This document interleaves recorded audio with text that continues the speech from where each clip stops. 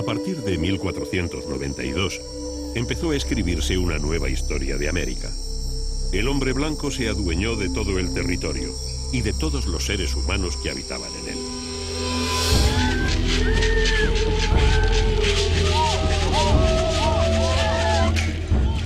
Las viejas costumbres fueron prohibidas y los espíritus tribales expulsados de sus santuarios.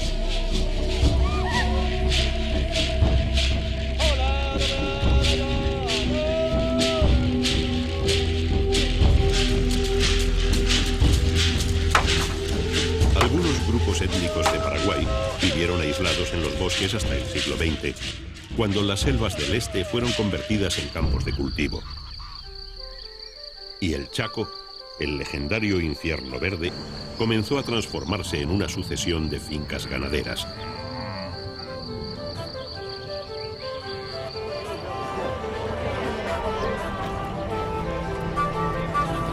El progreso de los recién llegados supuso el fin del mundo para decenas de grupos étnicos que cambiaron su papel de señores de la selva por el de jornaleros.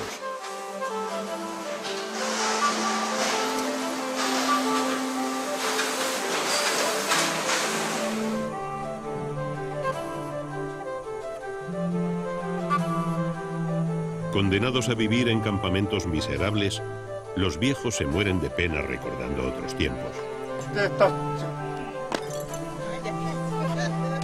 Y los niños van a la escuela para estudiar la geografía y la historia de un mundo que no es el suyo.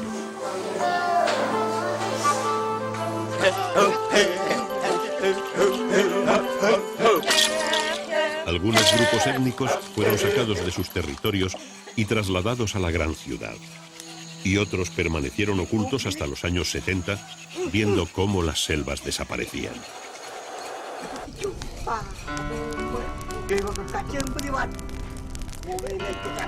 En este siglo, los indígenas de Paraguay deberán superar dos retos: adaptarse al nuevo mundo y preservar sus culturas, sus lenguas y sus religiones para que no desaparezcan.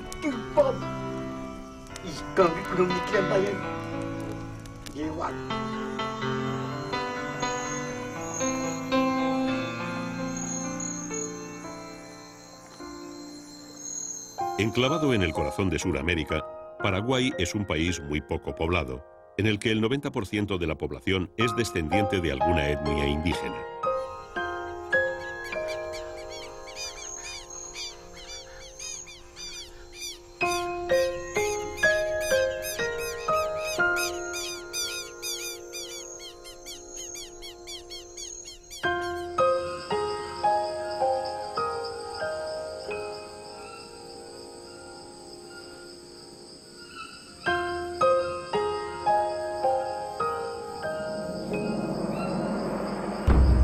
En los años 70, las selvas de Paraguay eran un territorio virgen en el que vivían algunas tribus que jamás habían tenido contacto con el hombre blanco.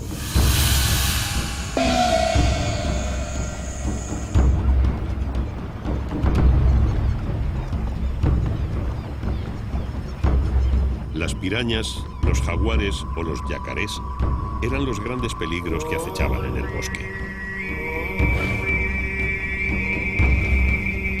Pero la gran amenaza venía de fuera.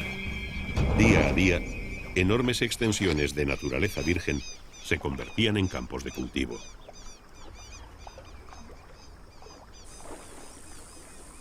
La vida en el bosque era una lucha diaria contra el frío, la humedad, los mosquitos y las enfermedades.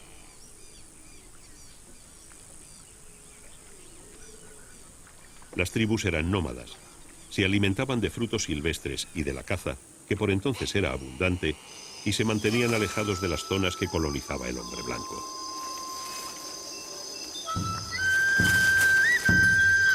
Uno de estos grupos era el de los Aché, del río Ñacunday, que vivían en el departamento de Alto Paraná. Se desplazaban en silencio, con el sigilo del jaguar, escudriñando las sombras en busca de una presa y pidiendo a los espíritus que les protegieran del encuentro con un depredador.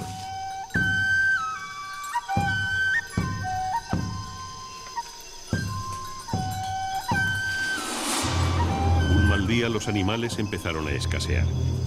Los viejos reclamos ya no atraían a los monos. Las partidas de caza caminaban durante días sin ver un solo animal y regresaban a los campamentos con las manos vacías.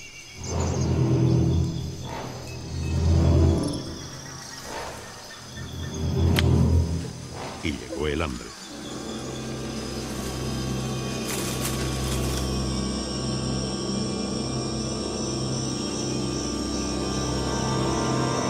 Los mayores comprendieron que solo quedaba una salida. Había que establecer contacto con el hombre blanco y salir del bosque.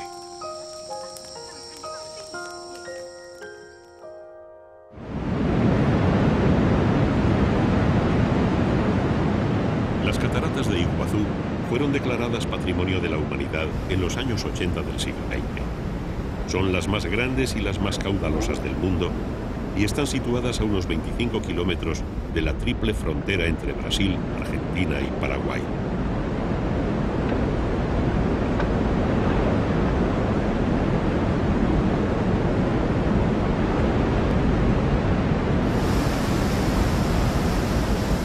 Son uno de los grandes atractivos turísticos de la región y los beneficios de su explotación comercial repercuten en la conservación del entorno, dividido en dos parques naturales, uno en Brasil y otro en Argentina.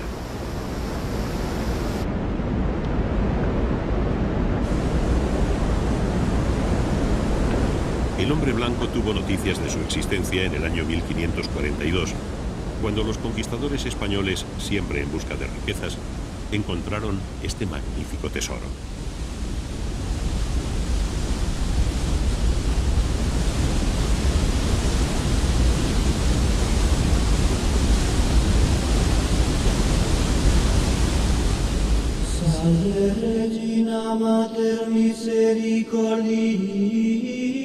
Desde entonces, el destino de las tribus de esta región estuvo ligado al reino de Castilla y durante una larga etapa a la de los jesuitas, que fundaron numerosas misiones que recibieron el nombre de reducciones.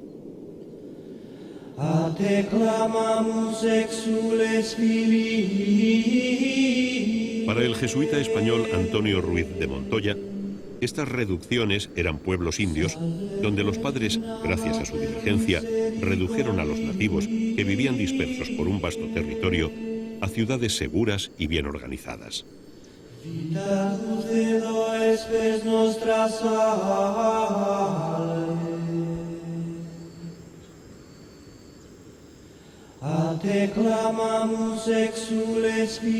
En 1767, los jesuitas fueron expulsados del Imperio Español y las reducciones quedaron abandonadas.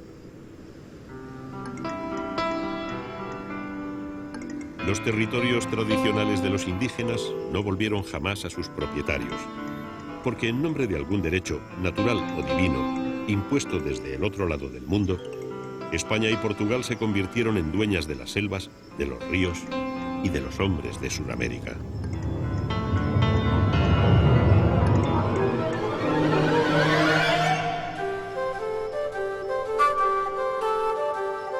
Las 30 reducciones estaban construidas siguiendo un patrón tan rígido que, en palabras de Diego Alvear, el viajero podía pensar que un mismo pueblo encantado lo acompañaba allá por donde fuera.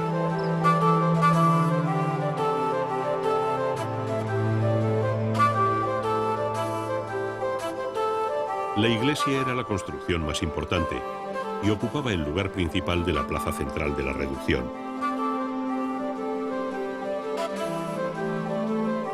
Las casas de los padres, con sus talleres, la escuela y la biblioteca, se encontraban enfrente del templo. En uno de los laterales se levantaban las casas de los indios y en el contrario, los talleres y los almacenes.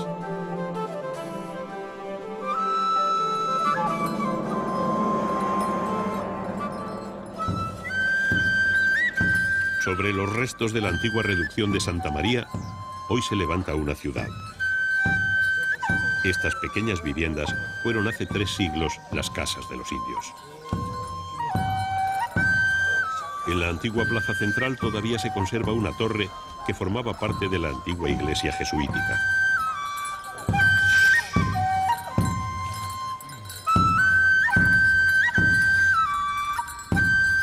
Su interior es un pequeño museo en el que se exponen algunas tallas de la época.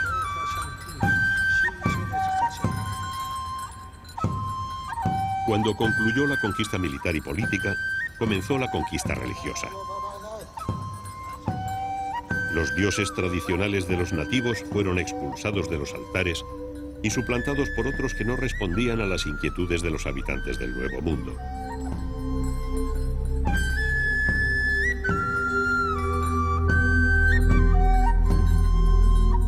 El hombre blanco jamás comprendió que no se puede obligar a otro a creer algo que no cree. Y el indígena aprendió a disfrazar sus creencias bajo la imaginería cristiana, creando un sincretismo religioso en el que los santos se equiparaban a los espíritus tribales.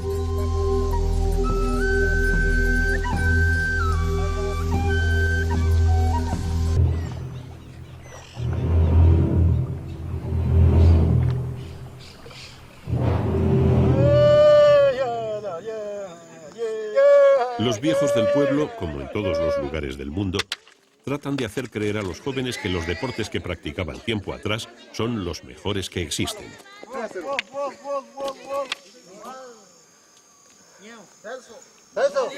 Para los chavales que ven por la tele a los futbolistas brasileños, el juego del poorro no les resulta muy interesante, pero los mayores se empeñan en que este deporte parecido al hockey no desaparezca.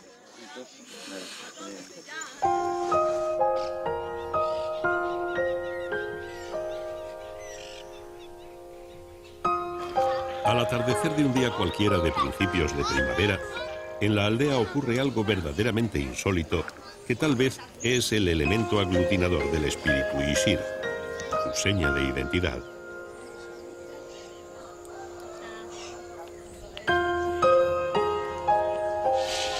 Las mujeres comienzan las invocaciones con el sonido de estas calabazas llenas de grano, y a los pocos minutos, desde lo más profundo del bosque, llega la respuesta.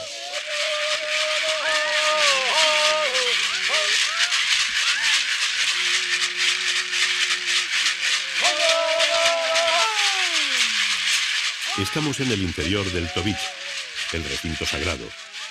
En este lugar se congregan los Anabsoro, los espíritus de la naturaleza, que están a punto de salir de su escondite para el Delibli, el momento culminante del calendario místico de los Ishir.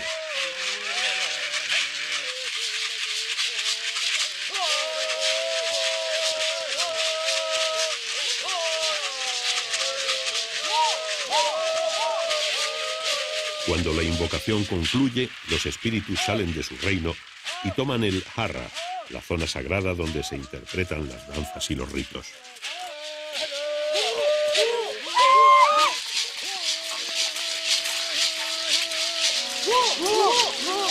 El Delibili dura varios días, durante los cuales cientos de espíritus, representantes de todos los conceptos y todos los elementos que afectan a la comunidad, saldrán a bailar.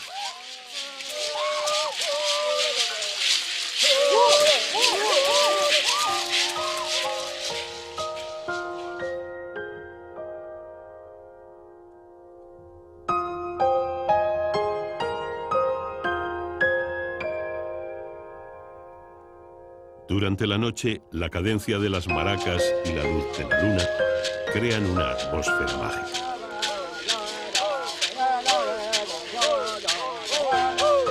Los anabsoros irrumpen en el limitado cerco de luz creado por las hogueras y desaparecen en la noche como fantasmas.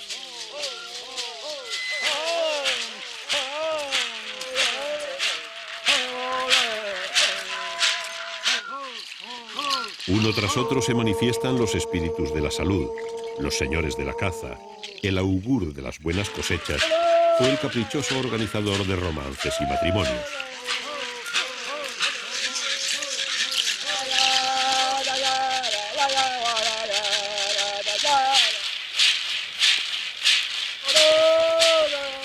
El chamán de la tribu sale del Tobich a bendecir a los más jóvenes. Se trata de familiarizar a los más pequeños con la presencia imponente de los extraños seres enmascarados que rigen la vida espiritual de la comunidad.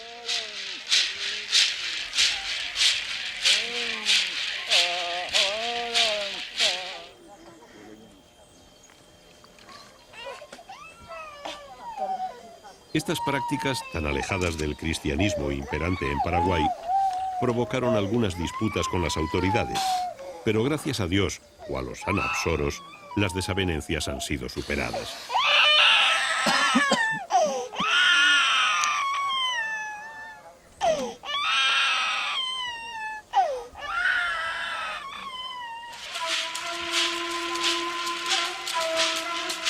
Al final de la celebración, los anapsoros pierden parte de su solemnidad y juegan con las mujeres del pueblo.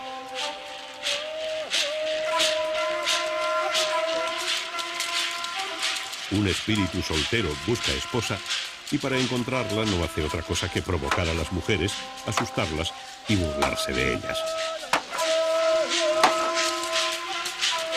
Pero las mujeres Shishir no se dejan embaucar y responden.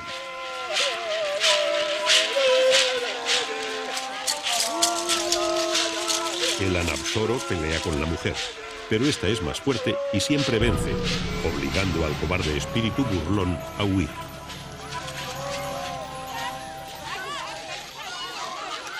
Después comienza una batalla campal en la que los hombres desafían a sus esposas. Es una escena insólita de la eterna lucha de sexos que acaba siempre entre risas y pone fin a la solemnidad de los actos del delirio.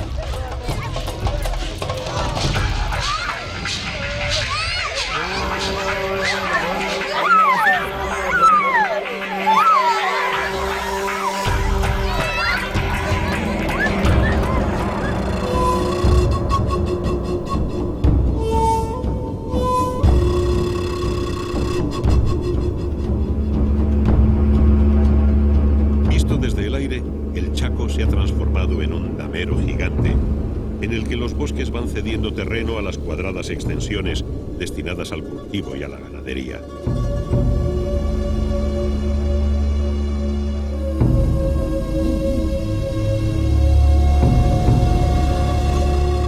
Pero hubo un tiempo en el que el Chaco era un bosque impenetrable, cuya colonización costó muchas vidas y que fue el escenario de una guerra.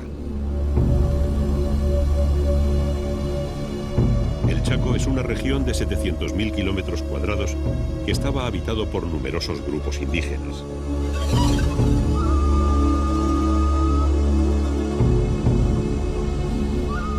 Pueblos como el Ayoreo, el Lengua o el Nibaclé fueron entrando en contacto con el hombre blanco y sistemáticamente fueron desposeídos de sus tierras, de sus culturas y de sus creencias.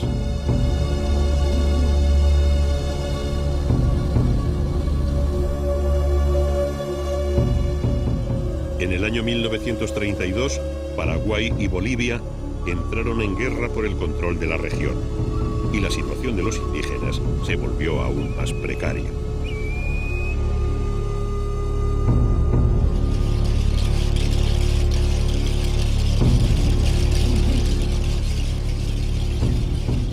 Una de las batallas más importantes tuvo lugar aquí, en Fuerte Boquerón, donde hoy se recuerda a las víctimas con monumentos y placas conmemorativas.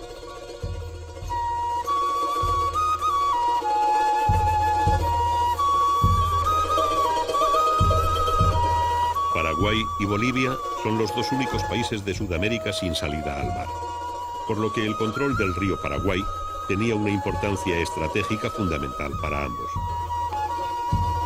Pero el resultado fue calamitoso. Supuso la ruina económica de los contendientes y la muerte de casi 100.000 soldados de la doctrina del reformador religioso Menno Simons. Desde su fundación en Europa en el siglo XVII, han sido expulsados de numerosos países y se han transformado en una sociedad hermética que conserva el idioma y las costumbres de hace 4 siglos.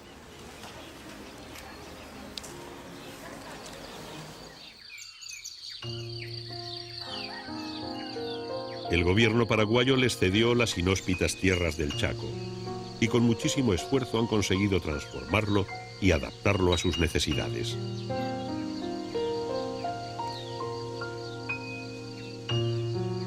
Talaron grandes superficies boscosas para establecer terrenos de cultivo, construyeron granjas, escuelas e iglesias. Y a partir de 1930 comenzaron a fundar cooperativas que fueron progresando hasta convertirse en la cuenca lechera más importante de Paraguay.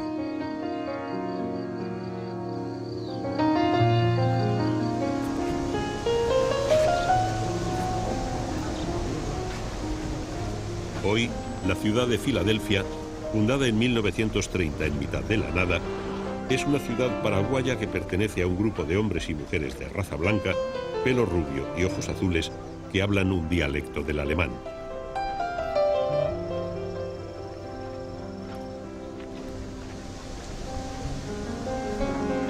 Pero hay un lado oscuro en esta historia. La población indígena no puede vivir en esta ciudad para blancos. Solo vienen para trabajar en los puestos más bajos de las industrias menonitas, como esta fábrica de leche, que es la joya de la corona de la economía de la ciudad.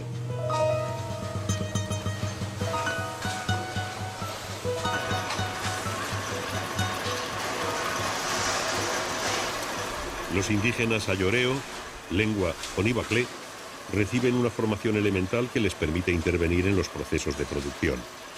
Pero todas las industrias están dirigidas y controladas por blancos, y pensar en una posible integración de los nativos en la prosperidad económica de los menonitas es por el momento impensable.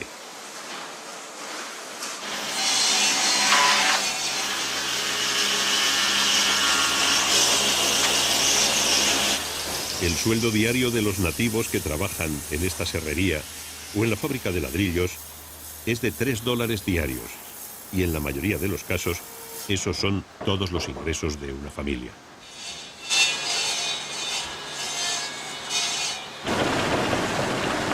Por muy buena voluntad que pongan estos jóvenes trabajadores, jamás saldrán de la precaria situación en la que viven.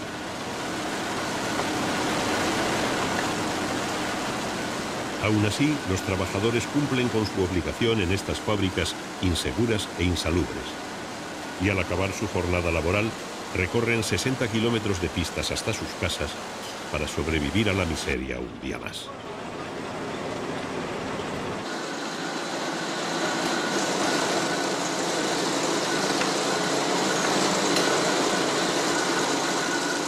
No es de extrañar que cada vez sean más numerosas las voces que añoran la vida en el bosque, cuando el Chaco obligaba a luchar cada día por la supervivencia.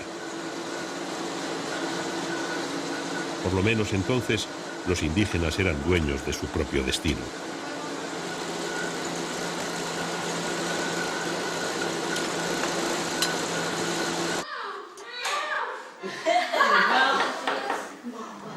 En Campoloro, un asentamiento de la etnia ayoreo, los niños acuden a la escuela para aprender a leer y escribir en lengua castellana.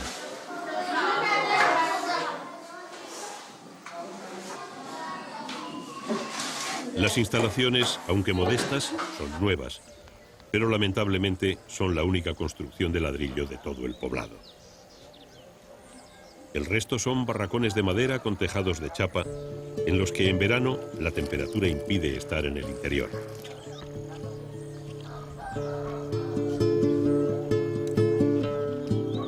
Solo hay una pequeña tienda en la que se venden latas de la marca más famosa del mundo, aunque calientes, pues la electricidad no llega hasta aquí. Los ancianos, que se encargaban de dirigir la formación de los más jóvenes, no tienen nada que decirles sobre el futuro, porque nada saben de la sociedad en la que tratan de integrarse a duras penas.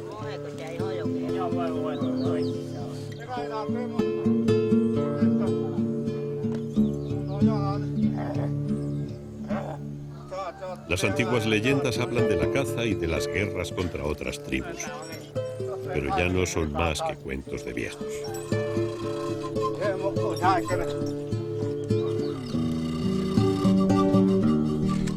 Estos niños crecerán en un mundo completamente distinto al de sus antepasados y no tendrán referencias basadas en la experiencia. Puede que este buen hombre sea capaz de avanzar por la selva y matar un puma, pero eso no existe en este nuevo mundo.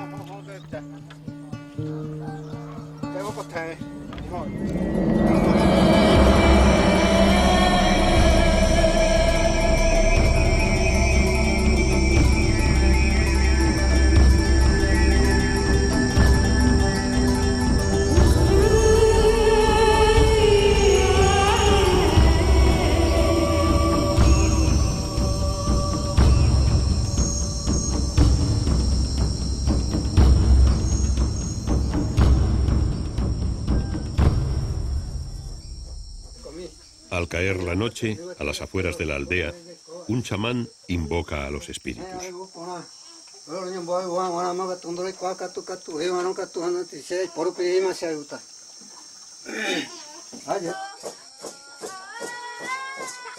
Las antiguas creencias siguen vivas, pero los curanderos saben que deben transmitir a los más jóvenes toda la sabiduría que encierran los rituales mágicos que guiaron a la tribu durante generaciones.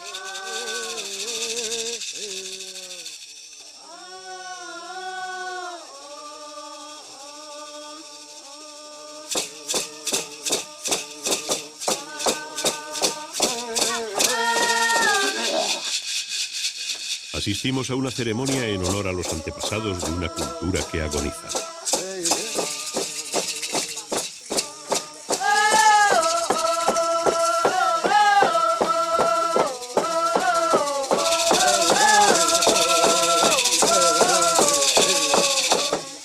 Los viejos dicen que aún queda algún grupo ayoreo que sigue viviendo en la selva sin haberse encontrado aún con el hombre blanco.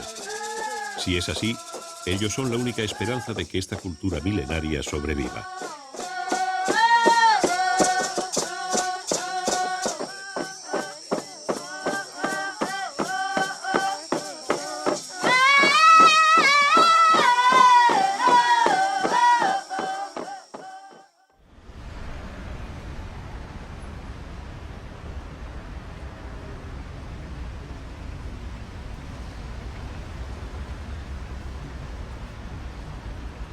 Otro tipo de adaptación a los nuevos tiempos lo encontramos en Asunción, la capital de Paraguay, donde viven los indígenas de la etnia Macá.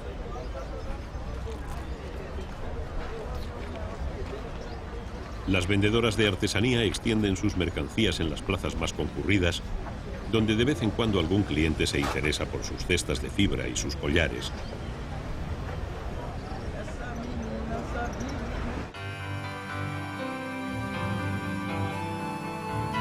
Los Macá fueron probablemente los únicos beneficiados de la Guerra del Chaco. Fueron utilizados por el ejército como guías y al final de la guerra el general Belayev les concedió una reserva en Asunción.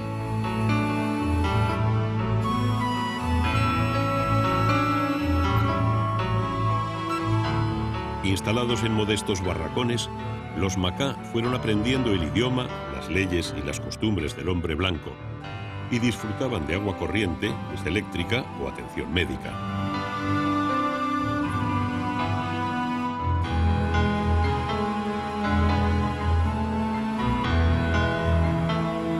Los descendientes de aquellos guías crecieron en los suburbios de la ciudad, afectados por el paro y la pobreza.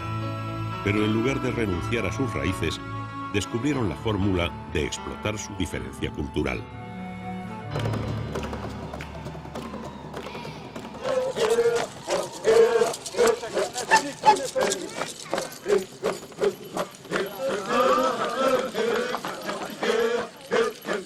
Hoy muchos de los Macá de Asunción viven de la venta de artesanía y de sacarse fotos o interpretar danzas para los turistas.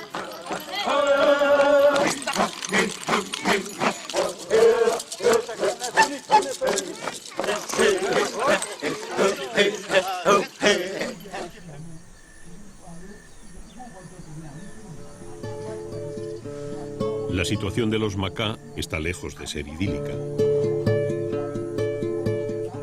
La reserva tiene enormes carencias, pero al menos han conseguido que los políticos se acerquen a prometerles lo mismo que a los ciudadanos blancos.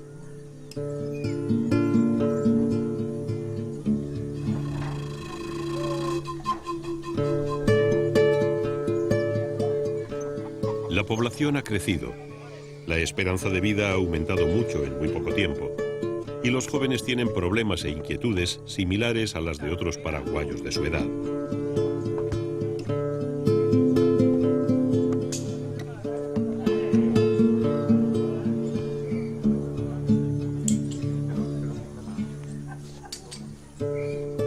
Los ancianos de ahora son los hijos de los que salieron del Chaco y aunque jamás vivieron como sus padres, mantienen muchas de sus tradiciones, como la de juntarse para echar una partida de Huitzucal, un juego de estrategia y destreza.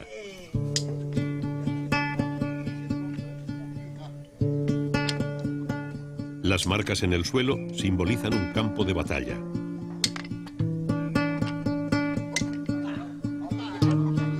Las varas de madera representan guerreros que avanzan o retroceden en función del resultado de la tirada de estos palillos que hacen las veces de dados.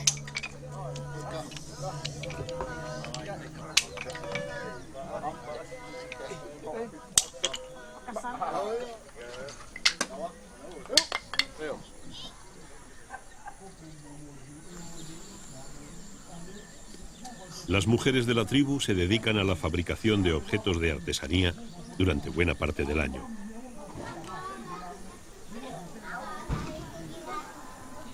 Confeccionan bolsos, ponchos y hamacas de algodón con telas blancas, rojas y azules, que son sus colores tribales y los de la bandera nacional de Paraguay.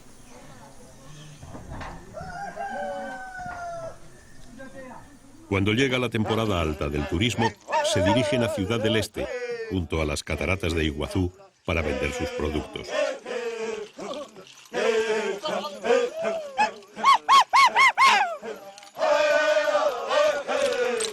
Y cuando llega un turista dispuesto a gastarse unos dólares, los macá sacan sus viejos trajes, se pintan, se ponen las plumas y realizan unas cuantas danzas.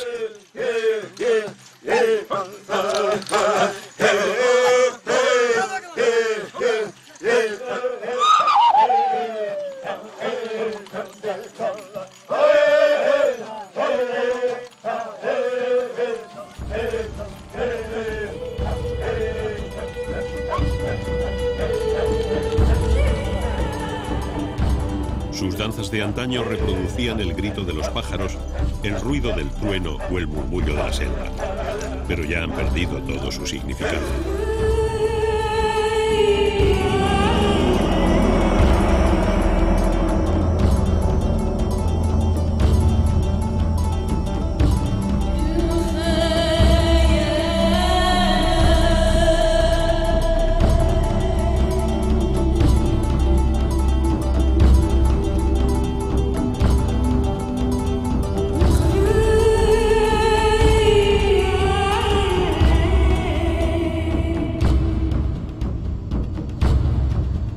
Mientras los macá se adaptaban a la ciudad y los ayoreo o los mibaclé sobrevivían a la sombra de la prosperidad de los menonitas, los bosques del Ñacunday se transformaban en campos de soja.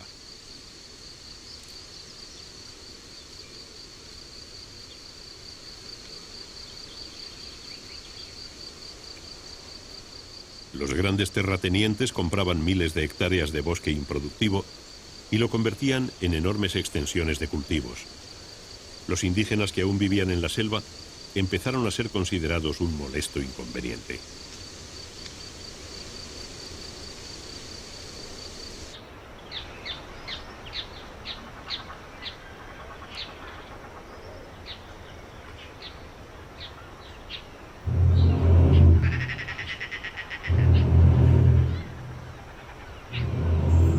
Hasta bien entrados los años 70, los indígenas del Alto Paraná se cazaban como si fueran animales o se apresaban y se vendían como esclavos. Los aché del río Ñacunday, acosados, perseguidos y sin bosque del que alimentarse, salieron de la selva. Por primera vez veían horizontes libres de árboles, pero esa visión no les auguraba nada bueno.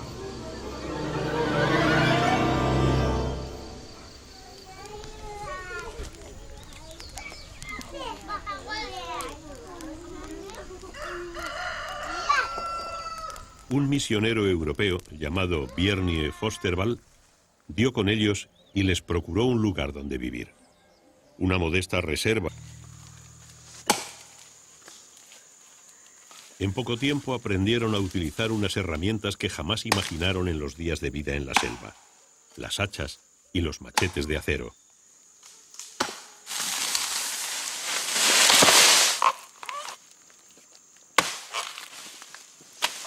Acostumbrados a los toscos utensilios de piedra tallada, con los que era impensable talar un árbol, las afiladas hojas de acero resultaban una bendición.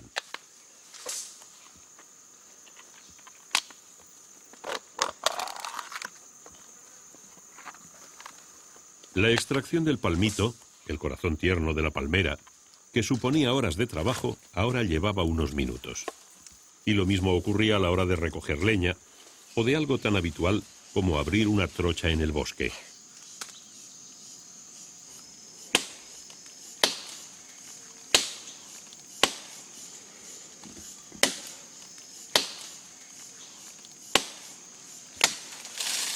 En cualquier caso, no todo era mejor en el Nuevo Mundo.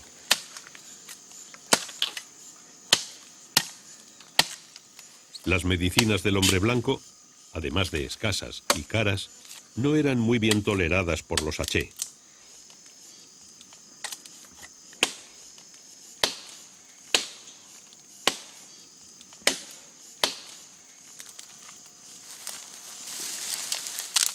La alimentación de la selva es muy poco equilibrada, y la mayor parte de los indígenas sufrían de malnutrición y de carencia de vitaminas. Medicamentos de uso común entre los hombres blancos resultaban demasiado agresivos.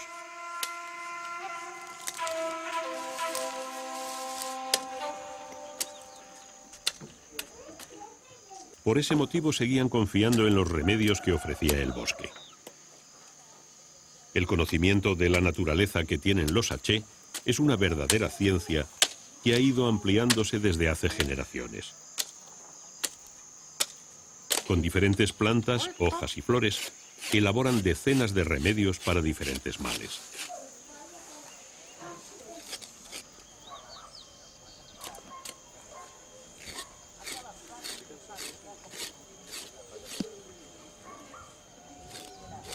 Un buen ejemplo son estas lianas, con las que una vez molidas se elabora un tónico muscular de propiedades antisépticas.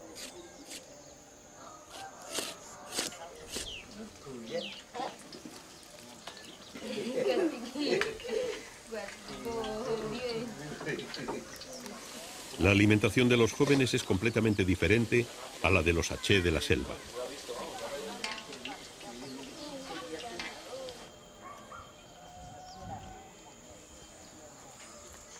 Algunos de los hombres y mujeres de este campamento han pasado más de la mitad de su vida consumiendo una dieta paupérrima y escasa.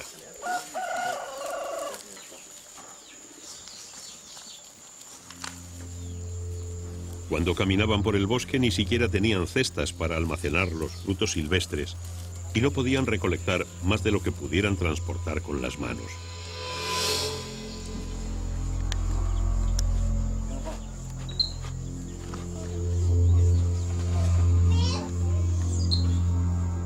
Pero a pesar de las mejoras, pocos años después de salir de la selva cundió el desánimo.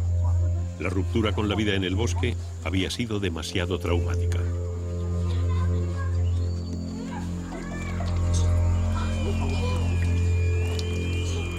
Aparecieron nuevas enfermedades que ni los remedios naturales ni la farmacología moderna conseguían sanar.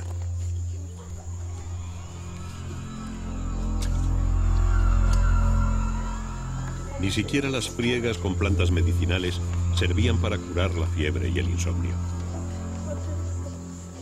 Después del primer contacto con la civilización, la nueva forma de vida había perdido interés. El pesimismo arrojó oscuras sombras sobre el futuro de la comunidad.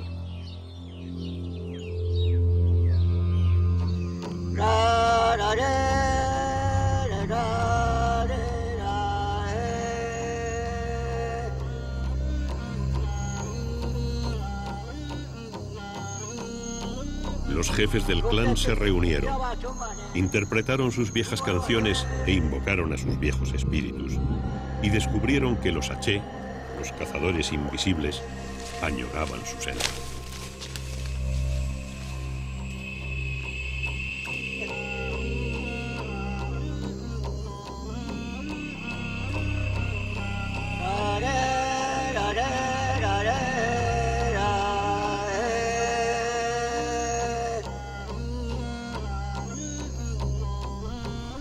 En el corazón de los nativos latía la necesidad de caminar por el bosque, de cazar monos, de enfrentarse al jaguar, de sentirse libres.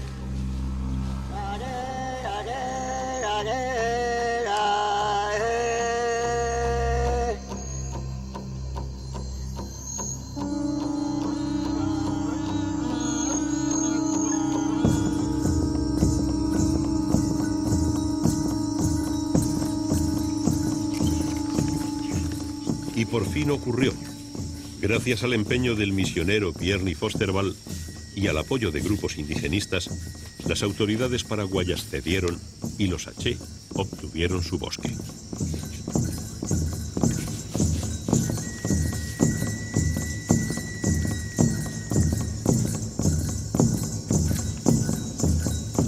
Seguían trabajando en el campo, pero en los ratos libres se pintaban con cenizas y arcillas para hacerse invisibles en la maleza.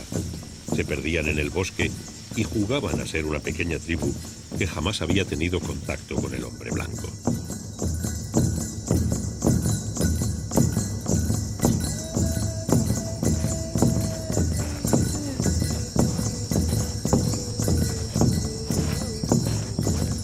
Volvieron a seguir las huellas de los osos hormigueros, a cazar capibaras y a disparar a los monos que se escabullían en las copas de los árboles.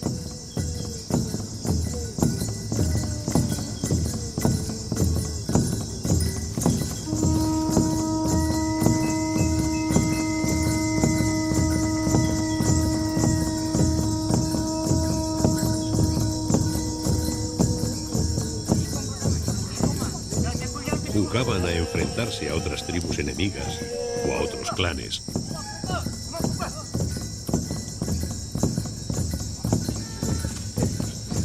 Recordaban las veces en las que los guerreros de otras tribus se acercaban a su campamento para robar a sus mujeres.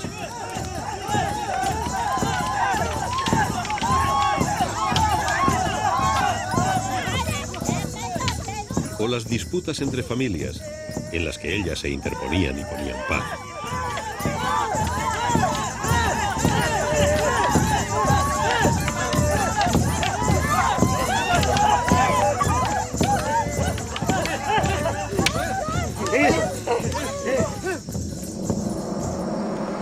Y volvió la alegría.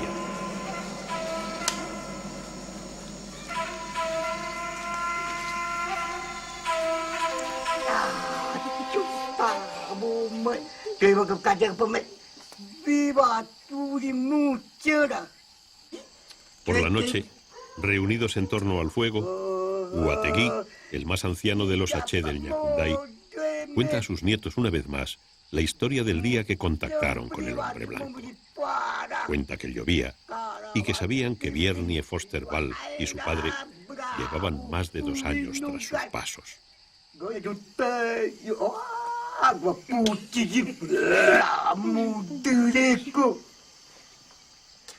Luego cuenta en voz baja que la noche que vieron a los 2 misioneros pensaron matarlos, pero que al final decidieron salir del bosque.